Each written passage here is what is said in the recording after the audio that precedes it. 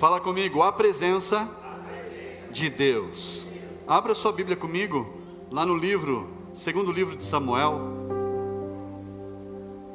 no capítulo 6, segundo livro de Samuel, capítulo 6, a partir do versículo 10, são poucos versículos que nós vamos ler aqui, mas acompanhe atentamente. Segundo Samuel, capítulo 6, versículo 10, diz assim: Davi não quis levar a arca do Senhor para junto de si, na cidade de Davi, mas fez com que fosse levada para a casa de Obed-edom, o geteu. Assim a arca do Senhor ficou na casa de Obed-edom, o geteu, durante 3 meses, e o Senhor o abençoou, e a toda a sua casa.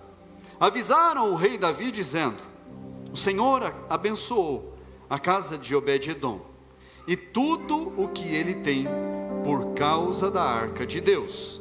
Então Davi foi, e com alegria trouxe a arca de Deus da casa de Obed-edom à cidade de Davi. Feche seus olhos, vamos falar com o Senhor. Peça para Ele falar contigo nesta noite. Senhor, meu Deus e Pai, essa é a Tua palavra nesta noite, Pai. Nós vamos falar da Tua presença, Pai. Oh Senhor, fala com cada um de nós nesta noite, de uma forma diferente e poderosa, Pai. Que os nossos corações, as nossas vidas, sejam alimentadas pelo Senhor nesta noite, Pai. Meu Deus, em nome de Jesus, que a Tua palavra, meu Deus, fique guardada em cada coração. Que cada coração aqui seja uma terra fértil, Pai, para receber da Tua palavra. E usa, Senhor, a minha vida, Pai, conforme a Tua vontade, para falar daquilo que o Senhor quer falar à Tua igreja, meu Deus. Em nome de Jesus, amém. Diga amém, igreja. Assente-se no seu lugar. Graças a Deus.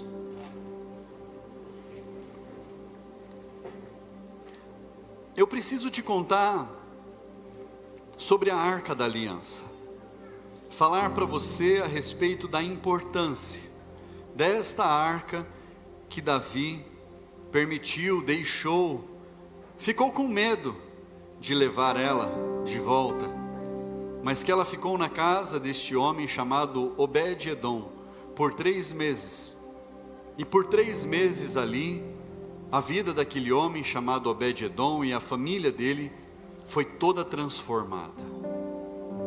Às vezes a gente espera que da noite para o dia as coisas aconteçam na nossa vida. Não, da noite para o dia vai tudo ficar bem, da noite para o dia eu vou ficar rico, da noite para o dia as coisas vão mudar, mas a gente precisa se posicionar. Você vê que durante 3 meses, conforme nós lemos nesse pequeno texto, fala que a vida daquele homem, aquela casa, aquela família, foi muito abençoada. Nós temos um projeto na igreja, chamado Casa de Paz, que as casas recebem a visita durante 8 semanas, e quem já recebeu uma casa de paz, sabe o quanto foi abençoado. Quem já recebeu casa de paz aqui, fala amém. Fala mais alto, amém. É bênção ou não é? A presença de Deus está naquele lugar ou não está? Sim, está. E é um projeto pequeno, de 2 meses, 8 semanas, mas apenas durante 3 meses, onde a Arca da Aliança esteve, aquela vida foi transformada, aquela família foi transformada. A Arca da Aliança foi um objeto que Deus mandou Moisés construir. Tinha cerca de 1,10 m por 75 centímetros, por 75 centímetros de altura. De madeira muito forte, revestida toda com ouro. E dentro da Arca da Aliança tinha 3 itens importantes: as tábuas da lei, que foram entregues a Moisés, a vara de Arão, que havia florescido, havia sido transformada, e o vaso do maná, com o maná. Esses 3 itens estavam dentro da arca. Sobre o tampo da arca havia 2 querubins de ouro.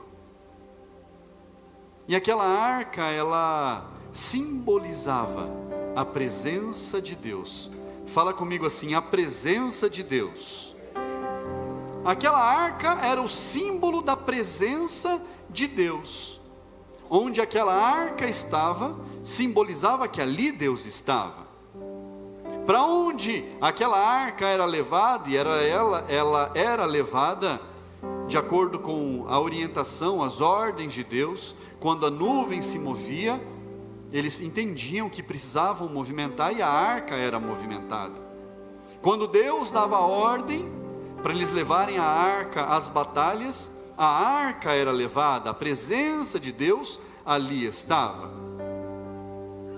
Mas nós precisamos entender que aquela arca, ela não era um amuleto. Ela não era algo que você olhava para ela e você falava: isso aqui me dá sorte. Isso aqui, para mim, é o meu amuleto de sorte. Como a Bíblia aberta na casa das pessoas no Salmo 91. Há muitas pessoas que cometem esse grande equívoco. Deixam a Bíblia lá, bonitinha, aberta no Salmo 91. Irmãos, é um objeto de decoração para pegar pó. Não serve para nada.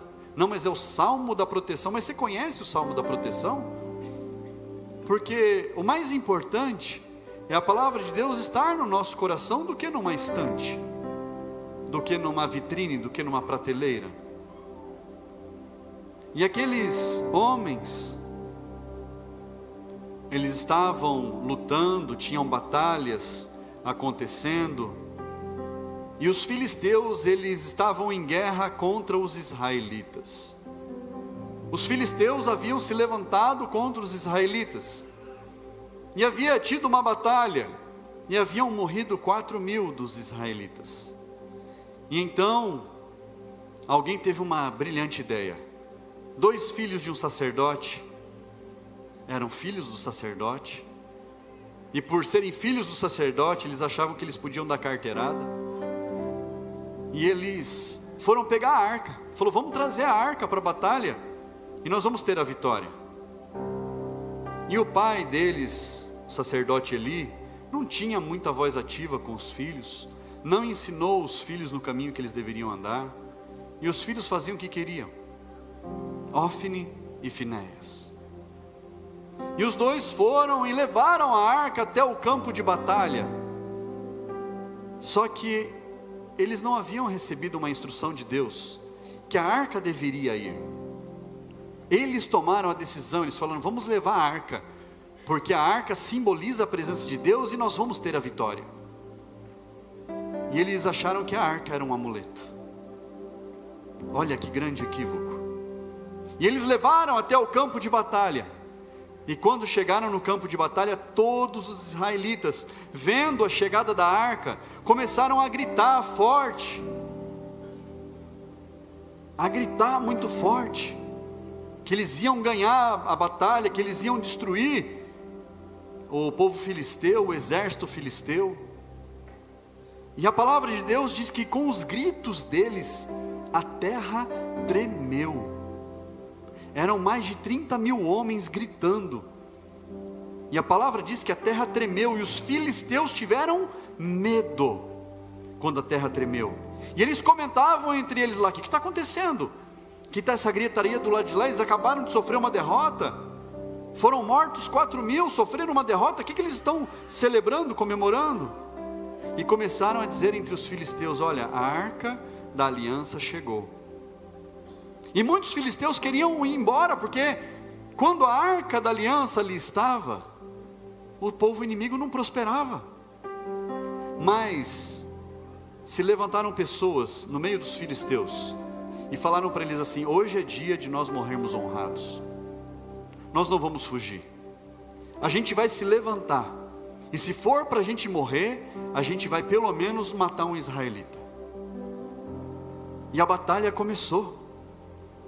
E para grande surpresa, morreram mais de 30.000 israelitas. os filisteus continuaram de pé. Pior, Ofni e Finéias morreram, os filhos do sacerdote. Pior ainda, a arca da aliança foi levada pelos filisteus. Aquilo que simbolizava a presença de Deus para o povo de Deus foi levado. Foi levado, foi embora, foi perdido. O povo filisteu leva a arca embora. E eles colocam essa arca num templo chamado Dagon, que era o deus deles. Só que ali acontecem algumas coisas. Eles deixam a arca ali como um prêmio da batalha que eles tinham feito, da guerra que eles tinham vencido, dentro do templo de Dagon.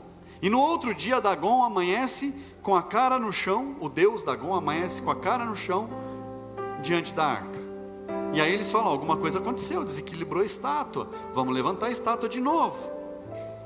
E no dia seguinte, a estátua de Dagon, ela aparece com cara no chão, com os braços cortados. Não quebrou os braços, eles foram cortados.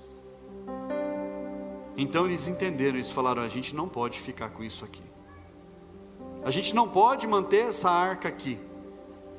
Só que eles não sabiam o que fazer com ela, e foram deixando, até o ponto que os filisteus começaram a ter chagas na pele, doença de pele. Todos eles começaram a ter doença de pele. E aí eles perceberam, eles falaram, a gente precisa se livrar dessa arca, porque ela não pertence ao nosso povo.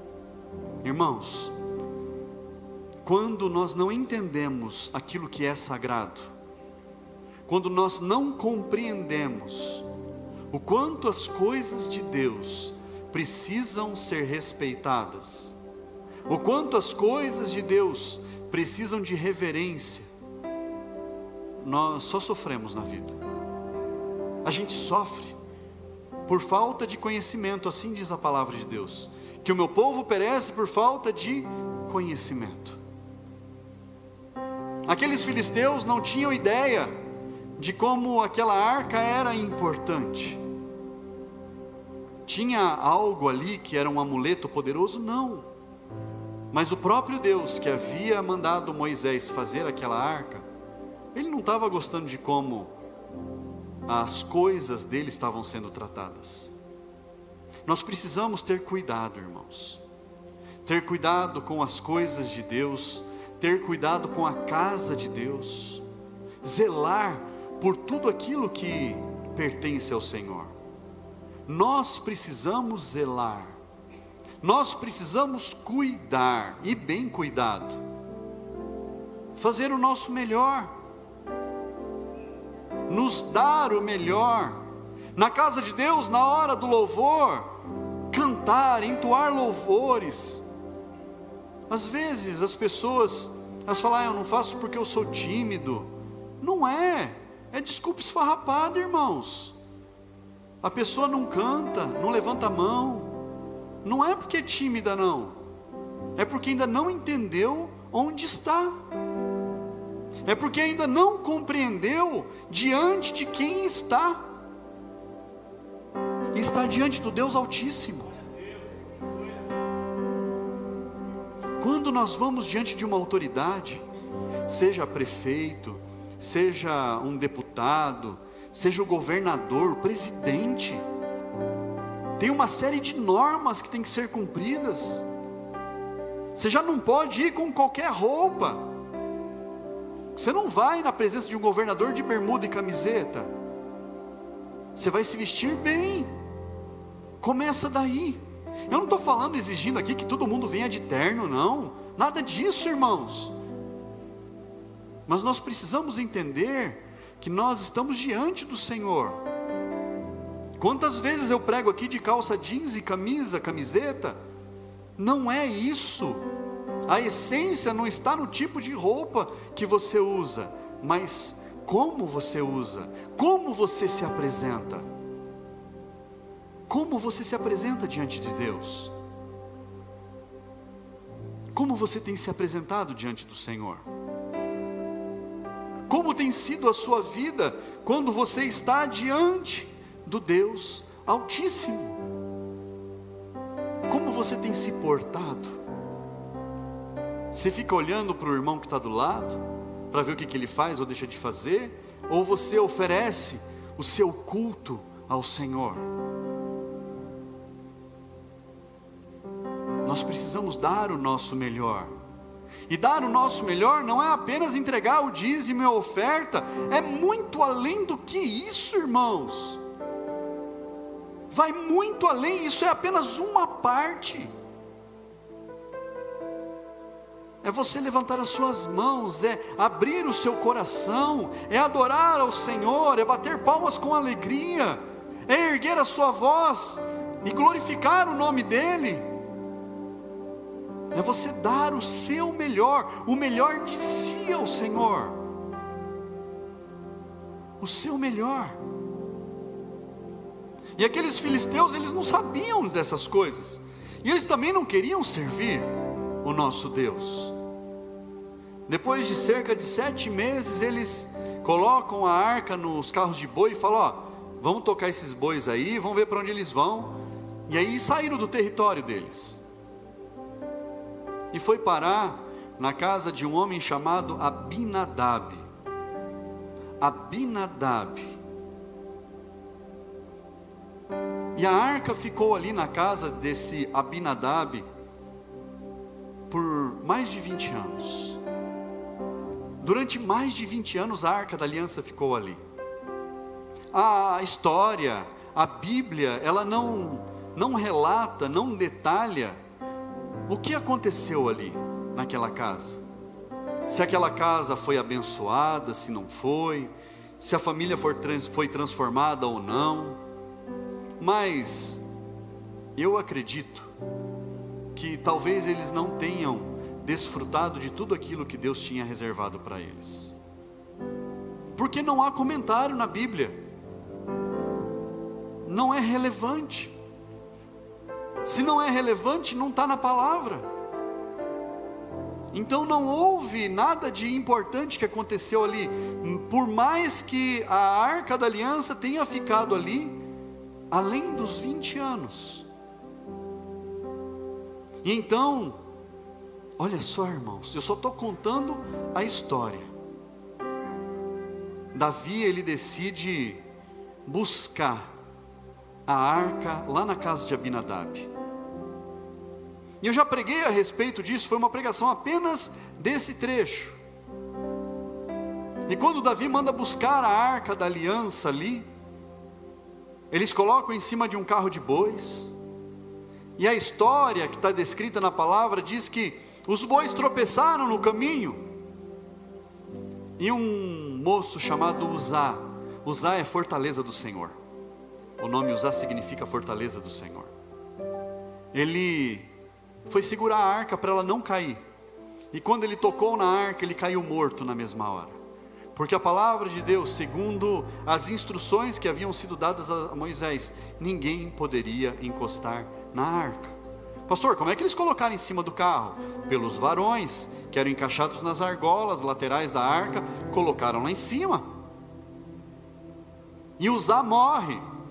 E então a gente chega nesse texto que fala que Davi, ele coloca ali a arca, deixa a arca na casa de Obed-Edom. Deixa ali na casa de Obed-Edom.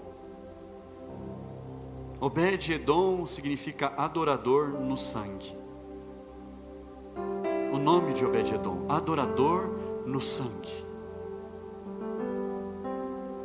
E a palavra aqui que nós lemos, diz que a arca da aliança ficou na casa dele por apenas 3 meses, não passou disso, por apenas 3 meses, e a palavra de Deus descreve que há relatos de que Obed-Edom e a sua família foram muitíssimo abençoados. E a história, ela relata que as mulheres que não engravidavam, ficaram grávidas. Que o rebanho começou a produzir. que havia fartura na plantação. Tudo na vida de Obed-edom melhorou, prosperou em 3 meses. As pessoas iam até a casa de Obed-edom para ver o que estava acontecendo. Fala comigo assim: apenas 3 meses. Em apenas 3 meses, com a presença do Senhor na casa, aquela família foi transformada. Em apenas 3 meses, a história daquela família foi completamente transformada. Tudo foi transformado, irmãos, porque eles entenderam que aquela arca não era apenas um amuleto, não era apenas um simples objeto, não era algo corriqueiro, era algo extraordinário que estava ali. E eles valorizaram a presença de Deus na casa deles. Eles valorizaram a presença do Senhor que estava ali, na sala deles. E eu imagino a alegria desse homem e da família dele, todos os dias ao acordar, e a presença de Deus estar na sua casa. Para você entender o quão importante era a arca, ela ficava num lugar chamado Santíssimo Lugar, ou Santo dos Santos, dentro da tenda. E a arca só poderia ser acessada pelo sumo sacerdote uma vez por ano. Mas estava na casa deste homem, estava na casa de Obed-edom. Deus permitiu tudo isso acontecer, toda essa reviravolta, para que Obed-edom pudesse desfrutar da presença de Deus. Desfrutar da presença de Deus. E nós temos na nossa casa, eu creio que todo mundo aqui tem uma Bíblia em casa. Todo mundo deve ter uma Bíblia em casa. Eu espero que a sua Bíblia não esteja amarelada no Salmo 21. Porque isso vai mostrar que ela estava na estante. Mas se ela estiver já guardadinha, sendo utilizada, como uma palavra viva, sendo lida, aí faz toda a diferença. Mas tem uma história, irmãos. Quem já ouviu a história do pastor que roubou a colher da família? Oh, o pastor roubou a colher. Puxa vida. O pastor foi na casa da família para um jantar com o casal. E aí a esposa estava reclamando de algumas coisas, estava reclamando da vida, reclamando que nada dava certo, que as coisas não andavam, que o marido não tratava mais ela bem, que os filhos não respeitavam, que a casa estava uma bagunça. E aí aquele pastor falou assim: você pode me emprestar a sua Bíblia, que eu não trouxe a minha? E ela emprestou a Bíblia. E ele leu ali, instruiu na palavra, e a Bíblia foi guardada de volta. E aí aquele pastor foi embora. E aí à noite, antes de dormir, a mulher falou para o marido assim: meu marido, esse pastor, sei não, viu? Ele levou uma colher nossa embora. Ele roubou uma colher nossa. Não quero nem ir nessa igreja mais. Não quero nem ouvir falar desse pastor. E aconteceram coisas naquela família. E passou mais ou menos um ano. Passou mais ou menos um ano. Aquele pastor foi chamado de novo na casa. E aí, quando eles se sentaram para conversar, aquela mulher, a primeira coisa que ela falou foi assim: pastor, eu tenho uma coisa para falar para o senhor. Que papelão que o senhor fez, hein? Da outra vez que o senhor veio. O senhor roubou a colher da nossa casa. O senhor levou uma colher embora. Ele falou: poxa, irmã, que pena, né? Que coisa. A senhora pode emprestar a sua Bíblia para mim novamente? Aí abriu a Bíblia, estava a colher lá dentro. 1 ano sem ler a Bíblia. Estava a colher lá dentro. Se eles tivessem lido a Bíblia, eles iam achar a colher. O pastor não ia ser mais ladrão. Irmãos, o segredo para nós crescermos, para nós prosperarmos, está aqui, na palavra de Deus. Nós precisamos buscar do Senhor. A Bíblia não é um amuleto. A Bíblia, ela simboliza a palavra, a fala de Deus para as nossas vidas. E nós precisamos abrir a Bíblia com entendimento, pedir a Deus que nos dê entendimento ao lermos a palavra. Quando a gente for se dedicar ao estudo da palavra, que Deus abra o nosso entendimento e nós possamos ler e compreender tudo que está escrito. Porque, irmãos, quando nós entendermos o quão valiosa é a presença de Deus nas nossas vidas, em pouquíssimo tempo, as nossas vidas e as nossas casas serão transformadas. Mas nós precisamos entender o quão importante é a presença de Deus. Nós precisamos valorizar a presença de Deus nas nossas vidas. E como é que você faz isso? Chamando o Senhor para estar presente na sua vida, convidando Deus para fazer parte da sua casa, convidando Deus para entrar na sua família. Só isso, pastor? Simples assim. Simples assim. Apenas não negligencie. Fale com o Senhor todos os dias. Fala: Senhor, eu estou indo para a escola agora, abençoa os meus estudos. Às vezes é difícil entender o que o professor fala. Abre a minha mente para eu compreender, que a minha atenção esteja ali, Fala com Deus. Ah, pastor, nem gosto de ir para a escola. Mas quem é que gostava? Tem algumas pessoas que gostavam. Eu era uma que não gostava, como a maioria. Mas isso não muda nada. A gente tem que ir para a escola, gostando ou não. Não é assim, Carlinhos? Tem que ir para a escola. Os meninos não vão para a escola? Tem dia que eles não querem ir? Né, Miguel? Mas vai, tem que ir. E aí a gente aprende a ir. Não aprende a gostar, a gente aprende a ir. Só que a gente só vai valorizar os estudos depois, irmãos, quando a gente cresce. Sabe quando é que a gente valoriza a presença de Deus? Quando a gente cresce. Mas não é quando a gente cresce em idade, em tamanho, é quando a gente amadurece no Senhor, quando a gente passa a entender que é mais importante buscar a Deus do que qualquer outra coisa. Que você cresça hoje um pouco mais no Senhor, que você cresça um pouco mais e compreenda que é mais importante buscar ao Senhor em primeiro lugar, e todas as demais coisas serão acrescentadas na sua vida.